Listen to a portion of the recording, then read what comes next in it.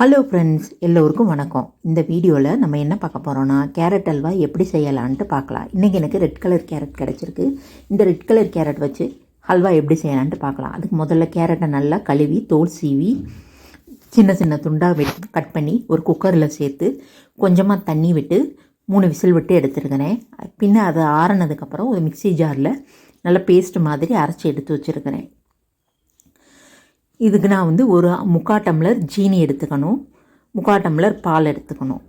நீங்கள் பால் பிடிக்கலைன்னா பால்கோவா கூட நீங்கள் சேர்த்துக்கலாம். நான் பால் தான் எடுத்துருக்கிறேன். அதுக்கப்புறம் ட்ரை நட்ஸ், உங்களுக்கு என்னென்ன நட்ஸ் பிடிக்குதோ நீங்கள் அதை சேர்த்துக்கலாம். 3 ஏலக்காய் எடுத்துருக்கிறேன்.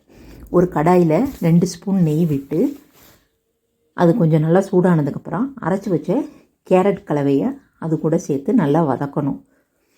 கொஞ்சம் தண்ணி நல்லா சுண்டி வர அளவுக்கு நல்லா கைவிடாமல் கிளறிக்கிட்டே வரணும். இன்றைக்கி நான் கம்மியான நெய்யில் தான் நான் செய்ய போகிறேன். மொத்தமே 4 ஸ்பூன் அளவு தான் நான் நெய் யூஸ் பண்ண போகிறேன்.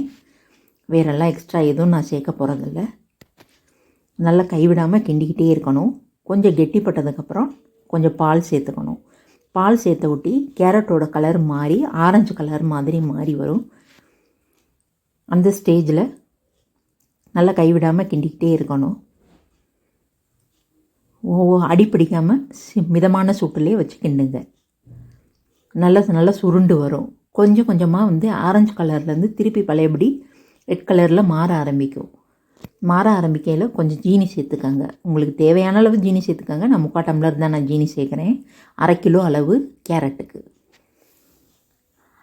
ஜீனி சேர்த்ததுக்கப்புறமும் இன்னும் கொஞ்சம் கலர் மாற ஆரம்பிக்கும். அதே நேரத்தில் நல்லா சுருண்டு வர ஆரம்பிக்கும்.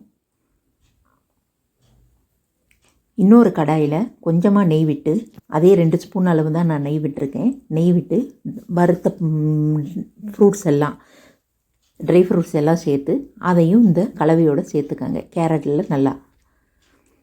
இப்போ நல்லா பாருங்கள் எவ்வளோ அழகாக சுருண்டு வந்திருக்குன்ட்டு. இன்னும் கொஞ்சம் சுருண்டு வரணும், சட்டியில் இன்னும் ஒட்டக்கூடாது. இப்போ பாருங்கள் நல்லா சுருண்டு வந்துருச்சு. இன்னும் கொஞ்சம் நேரம் சிம்மிலே வச்சு கொஞ்சம் கிண்டுவோம். பார்க்க கொஞ்சம் தண்ணியாக இருக்கிற மாதிரி இருக்கும். நல்லா இன்னும் சுருண்டு வர ஆரம்பிச்சிடும் கொஞ்சம் நேரத்தில். இதை நீங்கள் சூடாகவும் சாப்பிடலாம், ஃப்ரிட்ஜில் வச்சும் சாப்பிடலாம். அங்கே இப்போ சட்டியில் கொஞ்சம் கொஞ்சமாக ஒட்டாமல் சுருண்டு வர ஆரம்பிக்குது. உங்களுக்கு தேவைன்னா இன்னும் கொஞ்சம் கூட நெய் கூட நீங்கள் ஆட் பண்ணிக்கலாம்.